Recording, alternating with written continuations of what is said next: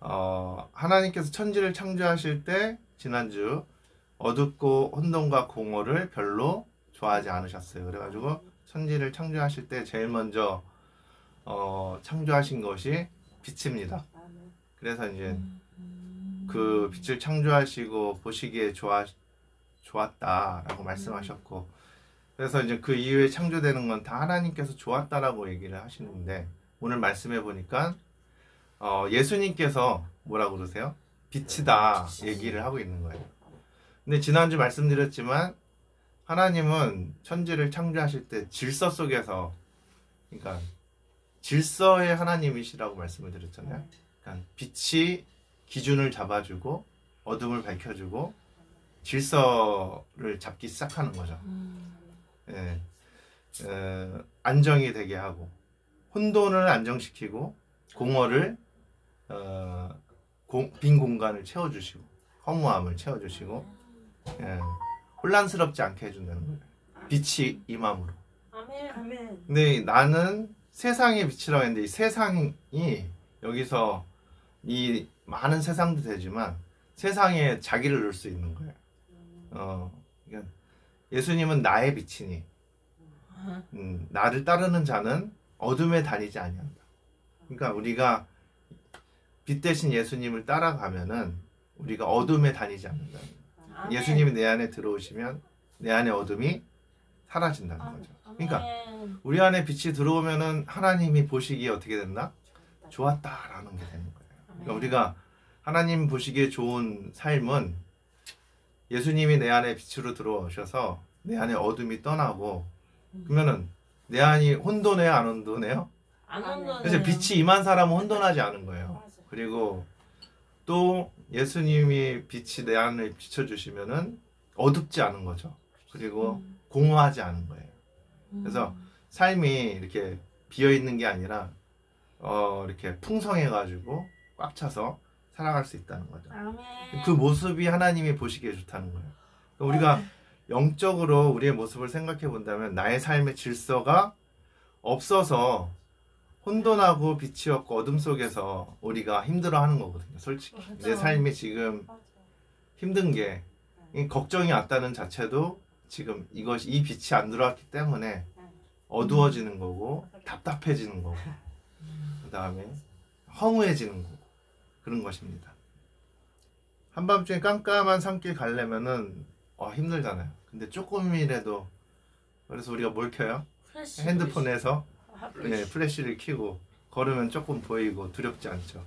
우리 인생이 너무 깜깜하면 너무 두려운데 뭔가 잡고 갈 수 있는 길이 있다면은 그거만큼 좋은 건 없는데, 만약에 이 자동차 헤드라이트 같이 쫙 비춰주면은 너무나도 어둠을 뚫고 갈 수 있는 힘이 되는데요.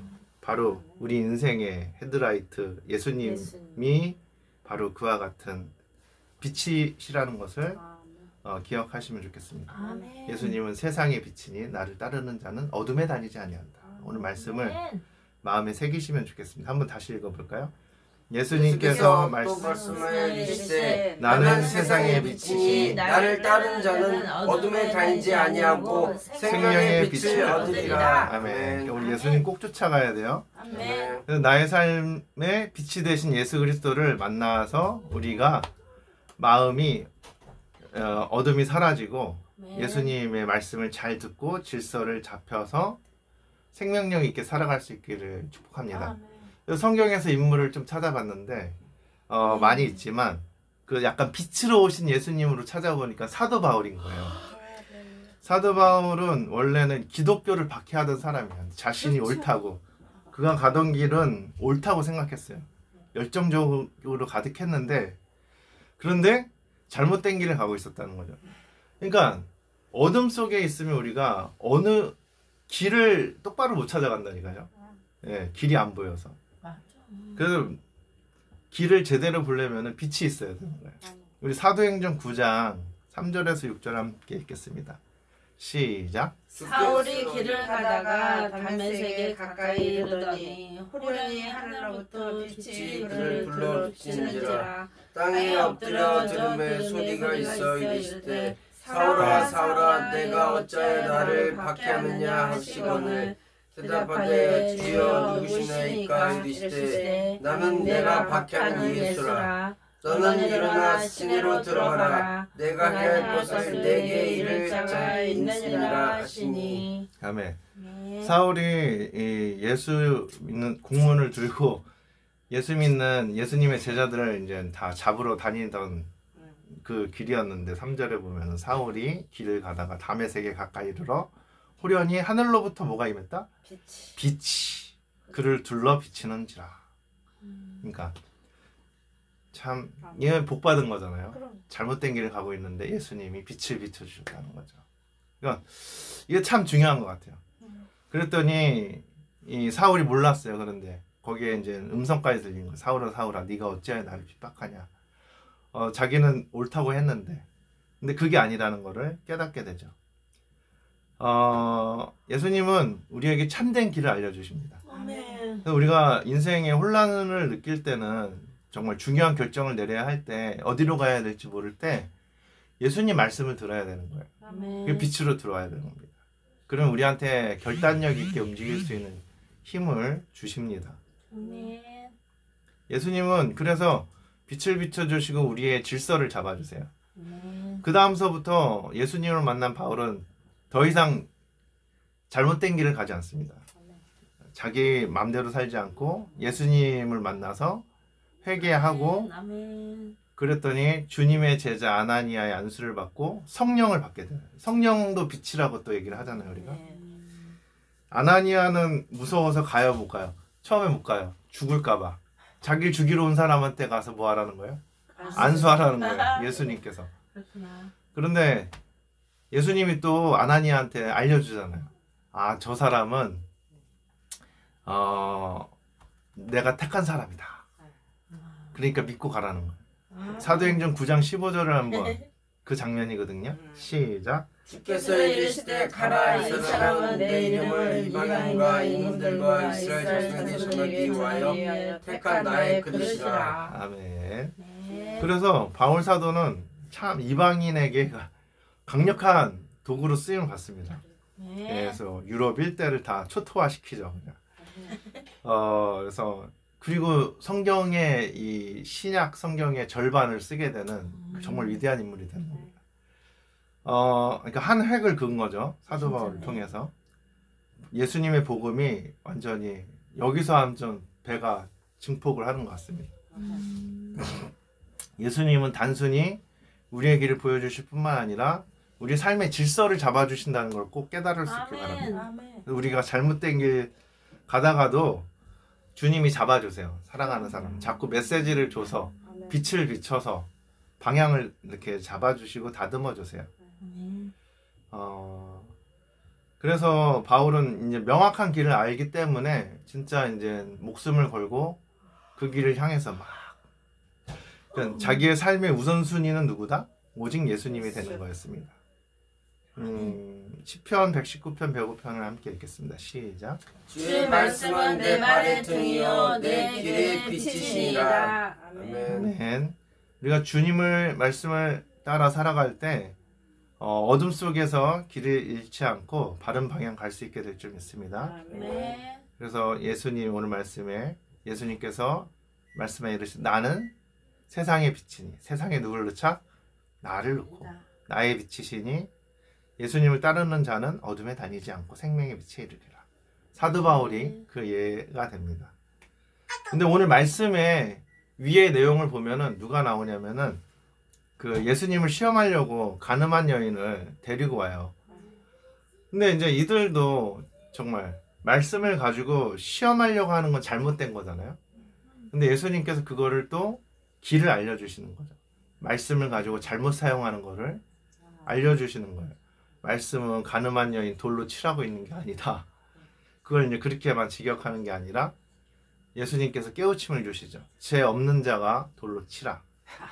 예, 아무도 못 칩니다.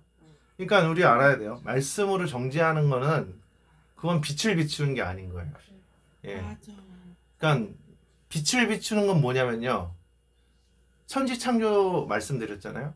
하나님이 만든 모든 건 보시기에 좋았더라 얘기한 거는 생명을 그러니까 생명이 살기 좋은 조건이 바로 그거예요. 그러니까 생명을 살리는 조건이 천지창조에 다 들어가 있거든요. 그러니까 빛을 비추는 삶은 생명을 살리는 삶이 돼야 되는 거예요. 근데 말씀은 생명을 살리는 건데 말씀이 빛이 돼야 되는데 어둠이 되는 이유가 뭐냐면 잘못 사용하고 있기 때문에. 말씀을 가지고 자꾸 상대방을 정죄하고 말씀을 가지고 누구를 까고 막 그런다고 그러잖아요. 아, 목사님 맨날 나를 까는 것 같아. 근데 그게 아닌 거예요. 말씀으로 정죄하는 게 아니라 생명을 살려야 되는 거예요. 그러니까 여기 딱 보면은 바리새인들은 여기서 예수님을 깔려고 같은 말씀인데 예수님을 깔려고 죽이려고 이렇게 쓰잖아요. 그런데 그게 아니라는 거죠. 정말 생명을 살리는 말씀은 뭐다? 이렇게 죄 없는 자가 와서 돌을 차라. 그러니까 사람들 다 분쟁이 사라지고 자기 죄 깨닫고 돌아가고 가늠한 여인은 너를 정죄하는 자가 있냐? 그랬더니 아, 없습니다. 나도 너를 정죄하지 않는다. 이제는 다시 가서 그와 같은 죄를 범하지 말라. 이렇게 해서 또 생명을 살리잖아요. 우리는 자꾸 어떻게 되는 거예요? 말씀을 빛을 얻었으면은 자꾸 영혼을 살리는 말을 해야 되는 거예요. 영혼을 실족치 않게 해야 합니다. 우리 집안이 혼란스러웠던 시기가 언젠가 또 이제 우리 삶에 적용을 해보니까 예수님이 우리 집에 오기 전인 것 같죠. 저희 어려서부터 잘 다녔는데 중요한 거는 우리 어렸을 때 정말 병치레도 많고 예, 엄마 저 없고 맨날 병원 데리고 다니고 그랬었는데 예, 그게 일이었죠. 그런데 어머님을 위해 하나님이 사랑하셨나 봐요. 윗집에서 전도하고 옆집에서 전도하고 장로님이 위에 2층에 장로님이 내려와서 전도 많이 하셨는데 어머니는 자기 생각이 옳다고 생각하고 예, 참 그러다가 하나님이 그랬다며요. 저도 엄마한테 들은 건데 하나님 보여줘야 저는 믿어요. 그랬더니 하나님께서 그때부터 꿈으로 보여주시고 증거를 하나씩 보여주시니까 점점점 뭐 재단에도 다니게 되고 또 기도하게 되고 하나님 응답받는 재미로 이제 주를 향해서 달려갈 수 있게 되고 엄마가 또 움직이시니까 건강도 찾게 되고 영적으로 공기가 이제 예수님의 빛과 공기가 우리 집안에 흘러 들어오기 시작하면서 우리도 이제 그죠? 살아나기 시작하는 거죠. 예. 예수님 믿기 전과 후로 많이 달라진 것 같아요. 공기가 영적인 공기가 어둡고 혼란했던 게 그래도 지금은 밝고 안정적인 느낌이 딱 들어요. 그때 몰라요. 그때 집은 약수연립이 참 좋았지만 마음의 상태는 항상 불안한 감이 이만큼을 감지하고 있었어요. 항상 충농증도 있었고 아토피 때문에 가려운 것도 있었고 항상 그런 거에 뭔가 눌려 있었던 게 있는데 어느 순간인가 보니까 저도 열심히 예배 드리고 교회에서 놀다 보니까 충농증도 사라지고 아토피도 사라지고 점점점 오늘같이 영적인 공기가 점점점 이렇게 밝아지는 것을 느끼게 되었습니다. 아멘. 감사합니다. 그러니까 우리 예수님 따라가면은 큰 은혜가 임하게 될 줄 믿습니다. 마지막으로 우리 요한복음 8장 31절 32절 함께 읽겠습니다. 시작. 그러므로 예수께서 자기를 믿는 유대인에게 이르시되 너희가 내 말에 거하면 참으로 내 제자가 되고 진리를 알지니 진리가 너희를 자유케 하리라. 아멘. 네. 예수님을 따라간다는 것은 제자가 되는 거예요. 네. 그리고 예수님 제자가 돼서 삶을 살아가다 보면은 그러니까 내 안에 빛이 있어서 살아가다 보면 그건 뭐다? 생명을 살리는 삶을 살아가다 보면은 혼란이 사라지고 공허가 사라지고 어둠이 사라지고 아멘. 우리를 바른 길로 인도해 주실 줄 아멘. 믿습니다. 아멘. 우리 찬양이 넘치는 교회는 오직 주님 바라보고 예수님의 제자가 돼서 참 자유를 누릴 수 있는 저희 모두 되시면 좋겠습니다. 아멘.